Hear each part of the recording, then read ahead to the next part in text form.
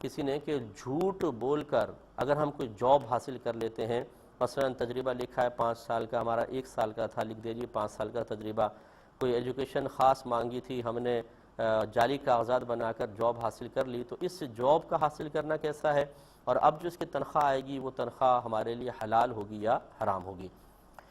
لیکن پہلی بات تو یہ کہ جھوٹ بولنا گناہ کبیرہ ہے، اور اس قسم کے معاملات میں جب جھوٹ بولتے ہیں تو اس میں چونکہ دھوکہ بھی شامل ہوتا ہے، تو دھوکہ اور فریب بھی یہ الگ ایک مستقل گناہ ہوا۔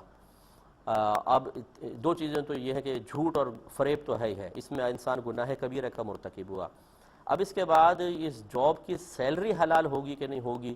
اس کا مسئلہ یہ ہے کہ اگر تو جتنا تجربہ مانگا تھا اتنا ہی آپ کا تجربہ ہے، مثال کے طور پر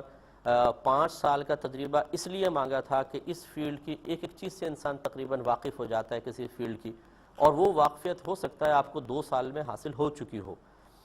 فرض کر لیں کہ کوئی کسی فیلڈ کا ماہر ہے اور اس کو 2 سال میں ہو گئی ہے، تو حقیقتاً 5 سال یا 2 سال کا مسئلہ نہیں ہے، اصل تو 5 سال رکھے اس لیے تھے کہ اس فیلڈ کے ایک ماہر کی تلاش تھی، جو غالب گمان یہ ہے کہ 5 سال میں وہ مہارت حاصل کر لے گا۔ تو بعض بہت ذہین ہوتے ہیں، اپنے فن سے بہت زیادہ دلچسپی رکھتے ہیں، انہیں اللہ تبارک و تعالیٰ جلدی ترقی عطا فرما دیتا ہے۔ تو اس کا مطلب یہ ہوا کہ 5 سال تھے لیکن آپ نے 2 سال میں یہ چیز حاصل کر لی، تو گویا کہ اگرچہ مدت کم ہے لیکن جو ان کی ریکوائرمنٹ تھی وہ پوری ہو گئی۔ دوسرا یہ کہ جو تعلیم مانگی تھی وہ تعلیم آپ کی اتنی نہیں ہے، لیکن آپ اس کام کے بالکل لائق اور قابل ہیں، تو اب سیلری اس کی جائز ہو سکتی ہے۔